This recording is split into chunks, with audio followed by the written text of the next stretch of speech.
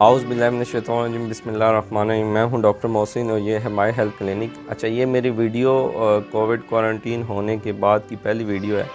तो खुशकिस्मती या बदकिस्मती से हमें भी इस वायरस का सामना हुआ और मेरे बाद फिर पूरी फैमिली को ही फिर क्वारंटीन 14 दिन के लिए क्वारंटीन होना पड़ा। तो आज इस वीडियो के अंदर एक तो एजुकेशन है जो टीवी पे भी और डिफरेंट चैनल पे भी और मीडिया कर रहा है, लेकिन आज इस वीडियो के अंदर एक पर्सनल कुछ पॉइंट्स का ज़िक्र करूँगा जो मैंने खुद ऑब्ज़र्व किए और जिनको मैं समझता हूँ कि जो हमारी तरह लोग हैं या जो घरों में या पाकिस्तानी क्वारंटीन होते हैं या पूरी दुनिया में, उनके मसाइल मिलते जुलते ही होते हैं। तो उनको क्या क्या मसाइल दरपेश होते हैं और कैसे उनको टैकल करना होता है, मैंने कैसे किया, वो भी इस वीडियो के अंदर हम बात करेंगे। तो सबसे पहले तो ये है कि जब ख़ुद को पॉज़िटिव होता है तो ये वो बुखार है कि जिस्म में शदीद दर्दें और कभी लूज़ मोशन या खांसी या गला ख़राब, इसके साथ ज़ुकाम, ये इन अलामात के साथ होता है। लेकिन ऐसी दर्दें ज़िंदगी में अब ज़ाहिर है 30 साल 35 साल हम गुज़ार चुके हैं, तो इसके अंदर ऐसा बुखार ज़िंदगी में कभी नहीं हुआ, ना ही कभी इतना शदीद दर्द हुआ कि जिस्म की हर जगह से दर्द हो रहा है और आपको समझ नहीं आ रही कि आपके साथ चल क्या रहा है। तो फिर समझ लगती है कि ये वो बुखार नहीं है और दूसरा पैनाडोल वगैरह लेने से भी ये बुखार नीचे नहीं आ रहा होता। तो फिर टेंशन होती है और टेंशन ये होती है कि आहिस्ता आहिस्ता दूसरे जो फैमिली में जो अफराद हैं उनको भी होना शुरू हो जाता है। इसमें पूरे 2 साल जब से कोविड-19 आया है 2019 से, तब से अलामात आती थी लेकिन टेस्ट पॉज़िटिव नहीं आता था। लेकिन इस दफ़ा तो टेस्ट पॉज़िटिव भी आया और वो जिस्म में दर्दें वो शदीद वाली वो सारी अलामात ज़ाहिर होना शुरू हुई। तो इसके अंदर जो मैंने ऑब्ज़र्व किया दूसरे दिन तीसरे दिन पे, जो सबसे ज़्यादा जिस चीज़ का रोल है और जो सस्ती और जो कर सकते हैं वो है धूप।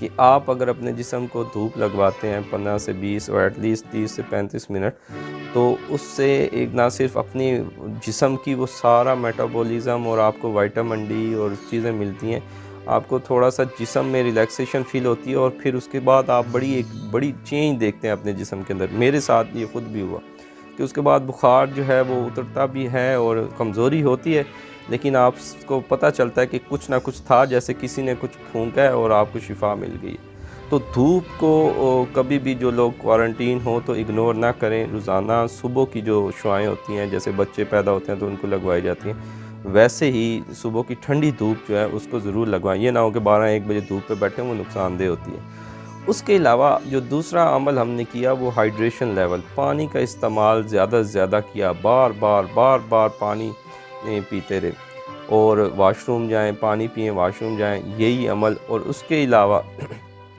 पानी की कमी, क्योंकि गला और नाक आपका बिल्कुल सुन्न हुआ हुआ होता है, आपको टेस्ट नहीं आ रहा होता, आपको स्मेल नहीं आ रही होती और आपको गला क्योंकि वैसे ही सुन्न है, तो आपको प्यास की भी शिद्दत इतनी महसूस नहीं होती।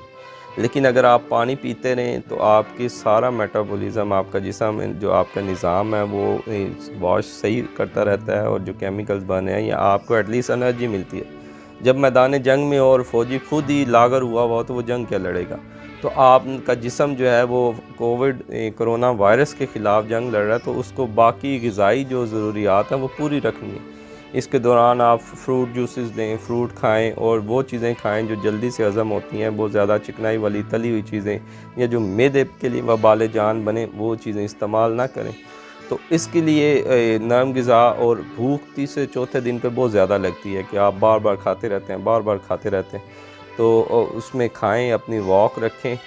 तीसरी चीज़ इसके अंदर विल पावर, जो आपके अंदर क्या एक जो क़ुव्वत इरादी है वो मर जाती है। आप बिल्कुल पड़े हुए ना डाल और पहले तो आपको 2 दिन तो आप इसी टेंशन में होंगे कि अल्लाह क्या ये क्या हो गया, डिनायल फ़ेज़ में होंगे, मानेंगे नहीं, नहीं, नहीं मुझे कैसे हो सकता है, मुझे नहीं हो सकता।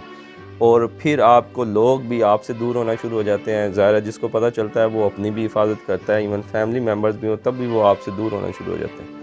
और ख़ुद भी आप ये चाहते हैं कि लोग दूर रहें ताकि उनको ये ना हो, क्योंकि घर के अंदर अगर बच्चे भी हैं, ख़वातीन भी हैं, बुज़ुर्ग भी हैं, तो उनको ये मसले मसाइल ज़्यादा होना शुरू होते हैं। तो आप जब तन्हाई में जाते हैं तो फिर आपने जो कुछ पहले किया होता है वो आपने अच्छे काम है, तो अच्छे लोग याद आते हैं, उनकी दुआएं याद आते हैं, अच्छे औकात याद आते हैं कि जब जो इवेंट हुआ, जैसे-जैसे हुआ, आपने कैसे उस जंग से निकले या जो भी आपने अचीवमेंट की, तो वो आप जितना अल्लाह से आपका ताल्लुक़ स्ट्रॉन्ग होता है उतनी ही आपके अंदर एक उम्मीद होती है। और अगर आपने किसी को धोखा, फ़रेबी, ज़ुल्म, ज़्यादती वो किया होता है तो वो भी आपको याद आता है कि ये किया, ये सारे मसाइल हुए, अब क्या करूँगा, 14 दिन के बाद जीऊँगा या मर जाऊँगा। और अगर आपकी पूरी फैमिली हो तो फिर ये भरोसा नहीं होता कि हम में से कौन बचेगा, कौन नहीं बचेगा। तो इसके लिए बहुत ज़रूरी है कि अल्लाह के साथ जो पहले के अमाल और जो रिश्ता है, एक वो जो ताल्लुक़ रिलेशन है, वो तस्बीहात का था, नमाज का था या जो भी था, क्योंकि आप बेहतर जानते हैं किस कदर नेक हैं या आपके दिल में क्या है या अल्लाह के साथ आपका वो रिलेशन कितना स्ट्रॉन्ग है। तो जब आप तन्हाई में जाते हैं तो फिर पता चलता है कि आप कितना अरसा दुनिया के कामों में मसरूफ़ रहे और असल मकसद से हट गए। तो इसके लिए फिर आप पड़े रहते हैं कि जी उठा ही नहीं जा रहा, नहीं सब कुछ हो रहा। फिर साथ ज़रूरी होता है कि कोई खींचे, या अपनी वो हज़रत अली का फरमान भी है कि जब तक आपकी बीमारी आपको मौका दे, आप चलते फिरते रहें, आप बेड पे लेट ना जाएं कि बहुत ज़्यादा आप बिल्कुल हो जाएं। हाँ, बुखार है, रेस्ट करें, वो एक अलग चीज़ है, लेकिन ये नहीं कि गैर ज़रूरी काम और भाग दौड़ कर रहे हैं, इधर उधर जा रहे हैं, शॉपिंग कर रहे हैं। अलबत्ता ये भी नहीं कि आप घर के अंदर बिल्कुल बेड पे लेटे हुए हैं, उठें, अगर बैठ सकते हैं तो बैठ के कोई बुक पढ़ लें, कुछ ज़िक्र कर सकते हैं वो कर लें, जब नींद आए तो सो जाएं।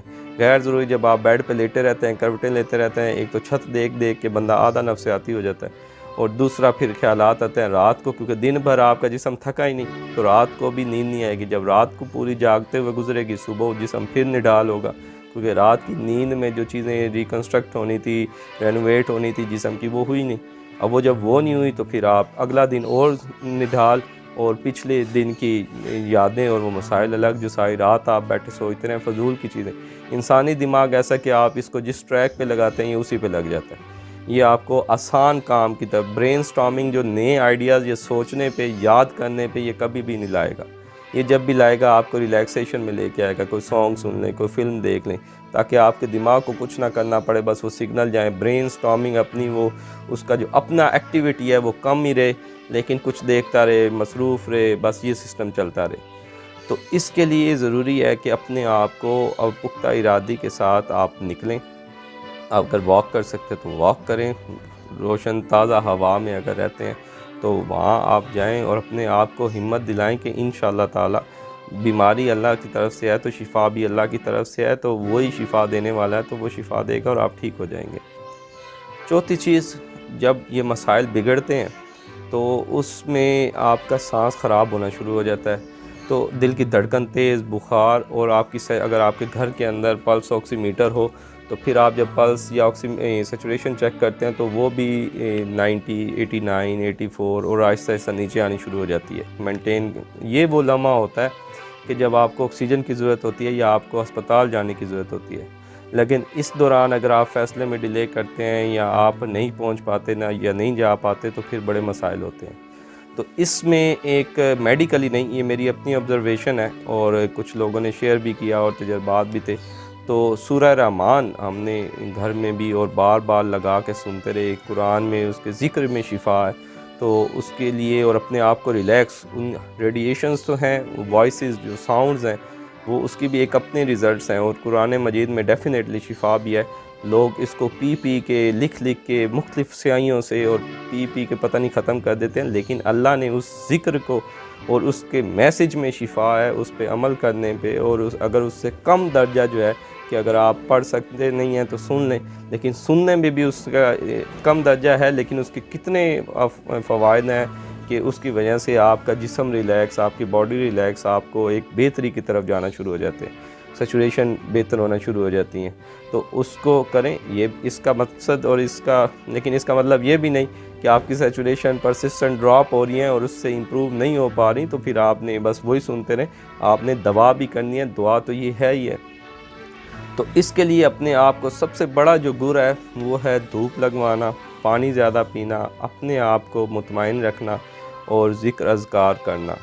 तो ये चीज़ें जब करते रहेंगे तो, और मेरे साथ ये हुआ कि उस दौरान जब क्वारंटीन थे तो दोस्त यार जिनके मैसेजेस या कॉल आती थी, और कुछ मरीज़ों की भी कॉल्स आती थी कि डॉक्टर साहब ये मसला है, ये मसला है, तो उनके साथ उनको भी टैकल कर रहे हैं, फैमिली को भी हैंडल कर रहे हैं। 2-3 मरीज़ ऐसे थे जो कोविड पॉजिटिव थे और घरों पे क्वारंटीन थे और राब्ते में थे, लेकिन जब उनकी सैचुरेशन कम हुई, मसले मसाइल ज़्यादा हुए, तो उनको अस्पताल भेजा, और अस्पताल जाने के बाद वेंट पे गए और बड़ा मुश्किल था ये मरला और वेंटिलेटर पे भी उनकी डेथ हो गई।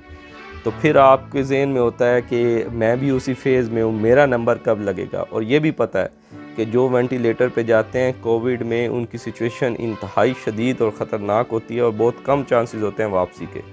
तो इसलिए सबसे ज़रूरी अमल जो है वो है एहतियात, इसको तस्लीम करना। ये जो भी है इसका किसी की साजिश है या कुछ है, उसका इलाज आपके हाथ में है, उसकी एहतियात आपके हाथ में है कि मास्क पहनें, सफाई का ख़ास ख्याल रखें और वैक्सीनेशन करवाएं। उससे ये होगा कि आप कम से कम इन चीज़ों से, वो चाहे मगरब की साजिश है, अमेरिका की साजिश है, किसी की भी साजिश है, लेकिन ये हालात हमने ज़िंदगी में पहले नहीं देखे। ये मर्ज़, ये बुखार, ये दर्द ज़िंदगी में पहले नहीं देखा। तो ये एक नई चीज़ है, इसको एक्सेप्ट करने की ज़रूरत है और इसका मुकाबला करने की ज़रूरत है। लेकिन अगर इसको मानेंगे नहीं, इसको झुठलाते रहेंगे, तो फिर अल्लाह की तरफ से देखें जो मस्जिदें खाली कभी नहीं हुई थी वो भी खाली होगी। जो हज है रुके, सारे मसाइल जो हैं वो एक दुनिया एक दफ़ा चेंज होगी। तो जो कुछ भी है अल्लाह से दुआ करनी चाहिए कि वो इन हालात को बेहतर करे और हमारी अंदर से भी कोशिश होनी चाहिए कि हम इन हालात में पॉजिटिव रोल प्ले करें। अगर मास्क का कहा गया है तो मस्जिद में मास्क पहन के जाएं। अगर आप नहीं पहनते और मस्जिद बंद हो जाती है तो कहीं ना कहीं कसूरवार आप भी हैं और मैं भी हूँ कि हमारी, अगर हम उसका ख्याल रखते तो फिर हम मस्जिद में, इमाम बारगाह में, कहीं पे भी अगर मास्क पहनना होता तो एटलीस्ट हमारी इस हरकत की वजह से वो मस्जिद बंद नहीं हुई। क्यों? क्योंकि वो मजबूरी बन जाती है कि जब वहाँ से कोविड, उस इलाके में कोरोना के केसेस ज़्यादा रिपोर्ट होने शुरू हो जाते हैं तो फिर फोकस किया जाता है कि जहाँ गैदरिंग हो उसको बंद कर दिया जाए। तो बेहतरीन अमल है।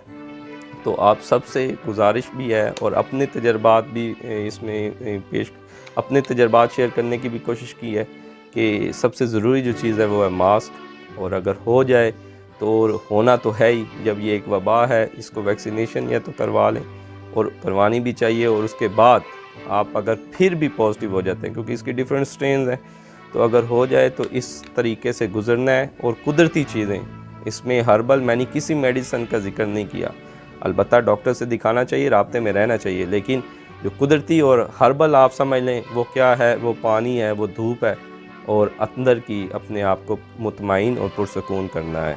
इसके साथ डॉक्टर मोहसिन को दीजिए इजाज़त। अल्लाह हाफ़िज़।